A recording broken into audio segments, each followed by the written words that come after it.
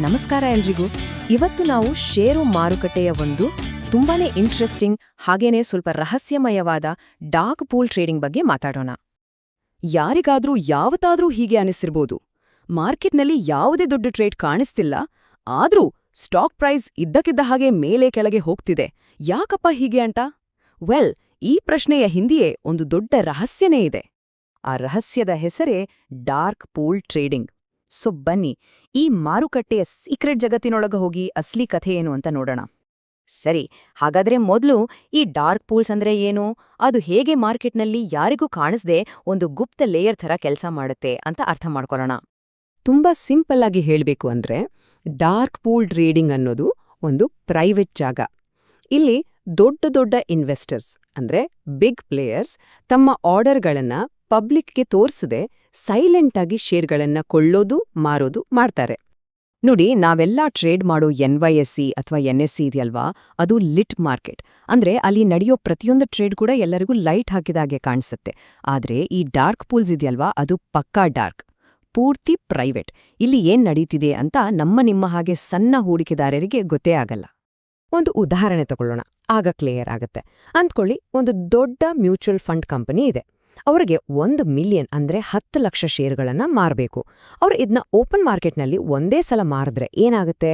Sudden ಆಗಿ ಅಷ್ಟೊಂದು supply ಬಂದಿದ್ದಕ್ಕೆ ಶೇರಿನ ಬೆಲೆ ಪಾತಾಳಕ್ಕೆ ಕುಸಿದು ಬಿಡುತ್ತೆ ಅಲ್ವಾ? ಇಷ್ಟೇ. ಈ ಪ್ರಾಬ್ಲಮ್ಗೆ ಸೊಲ್ಯೂಷನ್ ಕೊಡೋದೇ ಡಾರ್ಕ್ ಪೂಲ್ಸ್. ಓಕೆ, ಹಾಗಾದ್ರೆ ಈ ಡಾರ್ಕ್ ಪೂಲ್ಸ್ ಒಳಗಡೆ ಆಕ್ಚುಲ್ ಆಗಿ ಕೆಲಸ ಹೇಗೆ ನಡೆಯುತ್ತೆ? ಇದರ ಪ್ರೋಸೆಸ್ ಒಂದು 4 ಸಿಂಪಲ್ ಸ್ಟೆಪ್ಸ್ನಲ್ಲಿದೆ ನೋಡಿ. ಸ್ಟೆಪ್ 1, ಖರೀದಿಸೋರು ಮತ್ತೆ ಮಾರೋರು ತಮ್ಮ ದೊಡ್ಡ ದೊಡ್ಡ ಆರ್ಡರ್ಗಳನ್ನ ಪ್ರೈವೇಟ್ ಆಗಿ ಇಡ್ತಾರೆ. ಸ್ಟೆಪ್ 2, ಈ ಆರ್ಡರ್ಗಳು ಡಾರ್ಕ್ ಪೂಲ್ ಒಳಗಡೆನೆ ಮ್ಯಾಚ್ ಆಗತ್ತೆ. ಸ್ಟೆಪ್ 3, ಮಾರ್ಕೆಟ್ ಪ್ರೈಸ್ ಮೇಲೆ ಯಾವುದೇ ಇಂಪ್ಯಾಕ್ಟ್ ಆಗದ ಹಾಗೆ ಟ್ರೇಡ್ ಎಕ್ಸಿಕ್ಯೂಟ್ ಆಗುತ್ತೆ.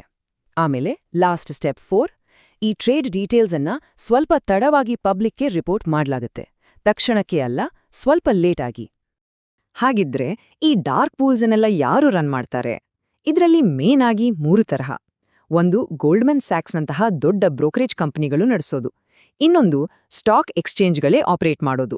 ಮತ್ತು 3ನೇದು, ಕೆಲವು ಇಂಡಿಪೆಂಡೆಂಟ್ ಪ್ರೈವೇಟ್ ಕಂಪನಿಗಳು ಕೂಡ ಇದನ್ನ ನಡೆಸ್ತವೆ. ಸರಿ, ಹಾಗಾದ್ರೆ ಈ ಡಾರ್ಕ್ ಪೂಲ್ಗಳನ್ನ ಯಾರೆಲ್ಲ ಬಳಸ್ತಾರೆ ಮತ್ತೆ ಅವರಿಗೆ ಇದರಿಂದ ಸಿಗೋ ಅಡ್ವಾಂಟೇಜ್ ಆದ್ರೂ ಏನು? ಯಾರು ಗೊತ್ತಾ? ಮಾರ್ಕೆಟ್ನ ದೊಡ್ಡ ತಿಮಿಂಗಳುಗಳು. ಅಂದ್ರೆ mutual funds, hedge funds, Morgan Stanley ಅಂತಹ ದೊಡ್ಡ ದೊಡ್ಡ ಬ್ಯಾಂಕ್ಗಳು, ಪೆನ್ಷನ್ ಫಂಡ್ಸ್, ಇವರೆಲ್ಲ. ಅಷ್ಟೇ ಅಲ್ಲ, ಹೈ ಫ್ರೀಕ್ವೆನ್ಸಿ ಟ್ರೇಡಿಂಗ್ ಫರ್ಮ್ಸ್ ಕೂಡ ಇದನ್ನೇ ಜಾಸ್ತಿ ಬಳಸೋದು. ಯಾಕಂದ್ರೆ ತಮ್ಮ ಸೂಪರ್ ಫಾಸ್ಟ್ ಟ್ರೇಡಿಂಗ್ ಸ್ಟ್ರಾಟಜಿಗಳನ್ನ ಸೀಕ್ರೆಟ್ ಆಗಿರ್ಬೋದಲ್ವಾ? ಅವರಿಗೆ ಇದರಿಂದ ಸಿಗೋ ಬೆನಿಫಿಟ್ಸ್ ಏನು? ಮೊದಲನೇದು ಮತ್ತು ಅತಿ ಮುಖ್ಯವಾದದ್ದು, ನೋ ಮಾರ್ಕೆಟ್ ಇಂಪ್ಯಾಕ್ಟ್. ಅಂದ್ರೆ ಅವರ ದೊಡ್ಡ ಟ್ರೇಡ್ಗಳು ಬೆಲೆಯನ್ನ ಏರುಪೇರು ಮಾಡಲ್ಲ. ಎರಡನೇದು, ಪ್ರೈವಸಿ. ಅವರ ಟ್ರೇಡಿಂಗ್ ಸ್ಟ್ರಾಟಜಿಗಳು ಬೇರೆಯವರಿಗೆ ಅಂದ್ರೆ ಅವರ ಕಾಂಪಿಟೇಟರ್ಸ್ಗೆ ಗೊತ್ತಾಗೋದಿಲ್ಲ. ಮೂರನೇದು, ಅವರಿಗೆ ದೊಡ್ಡ ಆರ್ಡರ್ಗಳಿಗೆ ಒಳ್ಳೆ ಬೆಲೆ ಸಿಗುತ್ತೆ. ಸ್ಲಿಪೇಜ್ ಅಂತೀವಲ್ಲ, ಅದು ತಪ್ಪುತ್ತೆ. ಆದ್ರೆ ನಾಣ್ಯಕ್ಕೆ 2 ಮುಖ ಇರುತ್ತಲ್ಲ, ಹಾಗೆ. ಇದರ ಬಗ್ಗೆ ಸಾಕಷ್ಟು ವಿಮರ್ಶೆಗಳೂ ಇವೆ. ದೊಡ್ಡ ಸಮಸ್ಯೆ ಅಂದ್ರೆ ಪಾರದರ್ಶಕತೆ ಇಲ್ಲದಿರೋದು. ನಮ್ಮಂಥ ರಿಟೇಲ್ ಟ್ರೇಡರ್ಸ್ಗೆ ಏನೂ ಗೊತ್ತಾಗೋದಿಲ್ಲ, ಕತ್ತಲಲ್ಲಿಟ್ಟ ಹಾಗೆ. ಇದು ದೊಡ್ಡ ಪ್ಲೇಯರ್ಸ್ಗೆ ಒಂದು ಅನ್ಫೇರ್ ಅಡ್ವಾಂಟೇಜ್ ಕೊಡುತ್ತೆ. ಮತ್ತೆ ಕೆಲವೊಮ್ಮೆ ಈ ಗುಪ್ತ ವ್ಯಾಪಾರದಿಂದ ಮಾರುಕಟ್ಟೆಯನ್ನ ಮ್ಯಾನಿಪುಲೇಟ್ ಮಾಡೋ ಸಾಧ್ಯತೆನೂ ಇರುತ್ತೆ ಅಂತ ಹೇಳ್ತಾರೆ. ಓಕೆ, ಇದೆಲ್ಲ ಸರಿ. ಆದ್ರೆ ಇದೆಲ್ಲದ್ರಿಂದ ನಿಮ್ಮ ಹಾಗೆ ಸಾಮಾನ್ಯ ಟ್ರೇಡರ್ಸ್ ಮೇಲೆ ಏನ್ ಪರಿಣಾಮ ಬೀಳುತ್ತೆ? ಇದು ತುಂಬಾನೇ ಇಂಪಾರ್ಟೆಂಟ್ ಪ್ರಶ್ನೆ ಅಲ್ವಾ? ಖಂಡಿತವಾಗ್ಲೂ ಈ ಅನುಭವ ಆಗಿರ್ಬೋದು.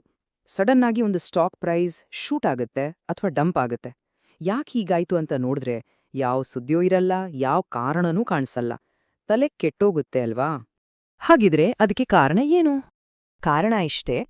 ಡಾರ್ಕ್ ಪೂಲ್ಗಳಲ್ಲಿ ಸೈಲೆಂಟ್ ಆಗಿ ನಡೆದಿದ್ದ ದೊಡ್ಡ ದೊಡ್ಡ ಟ್ರೇಡ್ಸು ಅದು ಫೈನಲ್ ಆಗಿ ಪಬ್ಲಿಕ್ ರೆಕಾರ್ಡ್ಗೆ ಬಂದಾಗ ಅದರ ಎಫೆಕ್ಟು, ಅದರ ಅಲೆಗಳು ಮಾರ್ಕೆಟ್ನಲ್ಲಿ ಈ ಥರ ಸಡನ್ ಮೂವ್ಮೆಂಟ್ಸ್ ಅನ್ನ ಕ್ರಿಯೇಟ್ ಮಾಡುತ್ತೆ.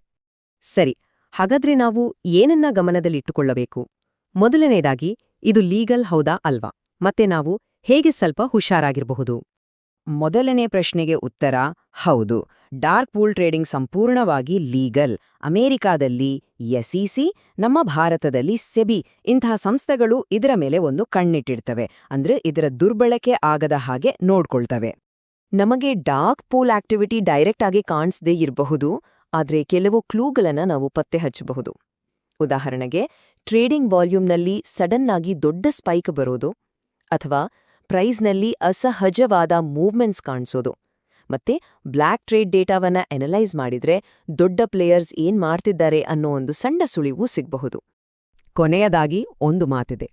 ಡಾರ್ಕ್ ಪೂಲ್ಗಳು ಅಂದ್ರೆ ಸಮುದ್ರದ ಅಲೆಗಳ ಕೆಳಗೆ ಇರುವ ಒಂದು ಗುಪ್ತ ಸಾಗರ ಇದ್ದ ಹಾಗೆ. ನಮ್ಮಂಥ ರೀಟೇಲ್ ಟ್ರೇಡರ್ಸ್ ಬರೀ ಮೇಲಿನ ಅಲೆಗಳನ್ನ ನೋಡ್ತೀವಿ, ಆದ್ರೆ ದೊಡ್ಡ ದೊಡ್ಡ ಸಂಸ್ಥೆಗಳು ಆ ಆಳದಲ್ಲಿ ಆಟ ಆಡ್ತವೆ. ಸೊ ಮಾರುಕಟ್ಟೆಯ ಆಳದ ಬಗ್ಗೆ ತಿಳಿದುಕೊಳ್ಳುವುದು ಕೂಡ ನಮ್ಮನ್ನೊಬ್ಬ ಸ್ಮಾರ್ಟ್ ಇನ್ವೆಸ್ಟರ್ ಆಗಿ ಮಾಡೋಕೆ ಸಹಾಯ ಮಾಡುತ್ತೆ. ಮುಂದಿನ ವಿಶ್ಲೇಷಣೆಯಲ್ಲಿ ಮತ್ತೆ ಭೇಟಿಯಾಗೋಣ.